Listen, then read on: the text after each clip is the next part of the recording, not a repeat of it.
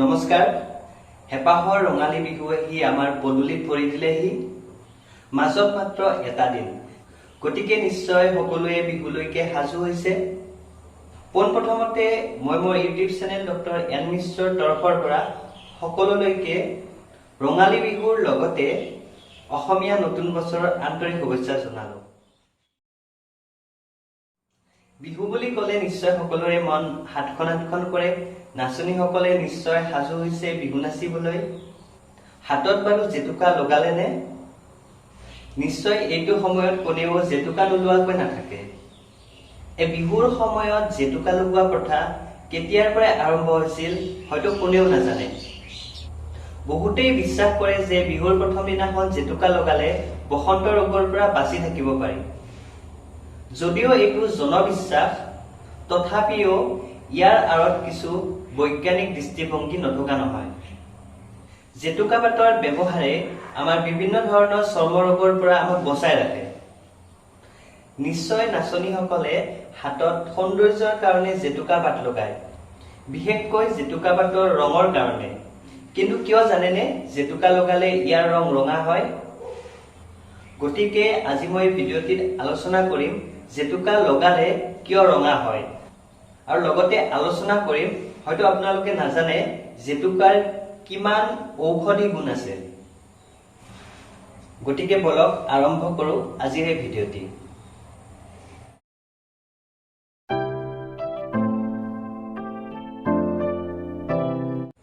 হয়তো আমি ইয়াৰ ঔষধি গুণবোৰ নজনাকৈও বহুত আগৰ পৰাই ইয়াক ব্যৱহাৰ কৰি আহিছো। জেতুকাৰ চাইণ্টিফিক নেম হৈছে লৌচনিয়া ইনাৰ্ভিছ। আৰু জেতুকা লগালে যে ইয়াৰ ৰং ৰঙা হয়, ইয়াৰ কাৰণ কি জানেনে? কাৰণ জেতুকাত লৌচিন নামৰ এবিধ ৰাসায়নিক দ্ৰব্য থাকে, আৰু যাৰ কাৰণে ইয়াৰ ৰং ৰঙা হয়। সেয়েহে জেতুকাই প্ৰাকৃতিকভাৱে এক বিশেষ সৌন্দৰ্য প্ৰদান কৰে। ইয়াৰ উপৰিও জেতুকাৰ আন বহুতো ঔষধি গুণ আছে।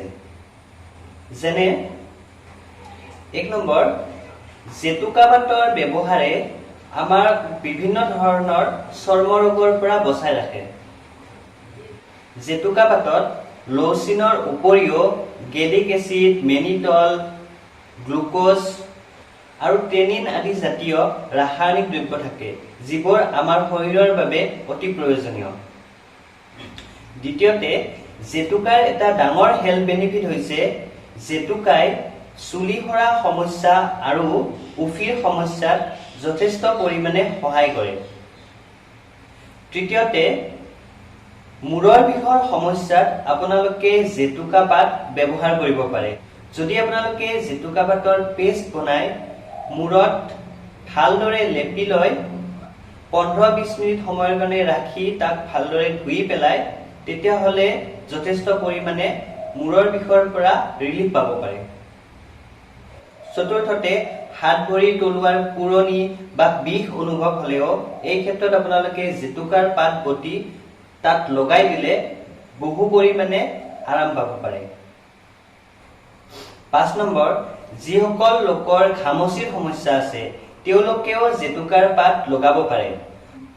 আপোনালোকে জেতুকাৰ পাত হালধিৰ লগত মিক্স কৰি লৈ গা ধোৱাৰ কিছু সময় আগত যদি দৈনিক কেইদিনমানৰ কাৰণে ব্যৱহাৰ কৰে, তাৰ জৰিয়তে বহু পৰিমাণে এই সমস্যাৰ পৰা হাত সাৰিব পাৰে।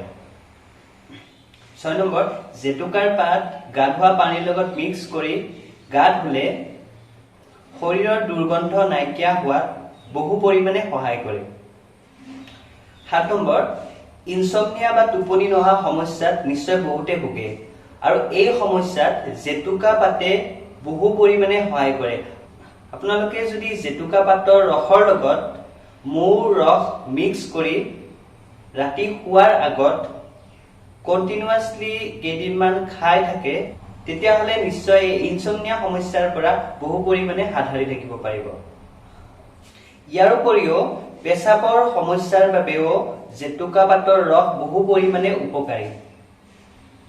যদি 5-6 সপ্তাহ ধৰি আপোনালোকে ৰাতিপুৱা আৰু গধূলি নিতৌ 2 চামুচকৈ জেতুকা পাতৰ ৰস সেৱন কৰে তেতিয়াহ'লে এই পেচাবৰ সমস্যাৰ পৰা বহু পৰিমাণে সুফল লাভ কৰিব।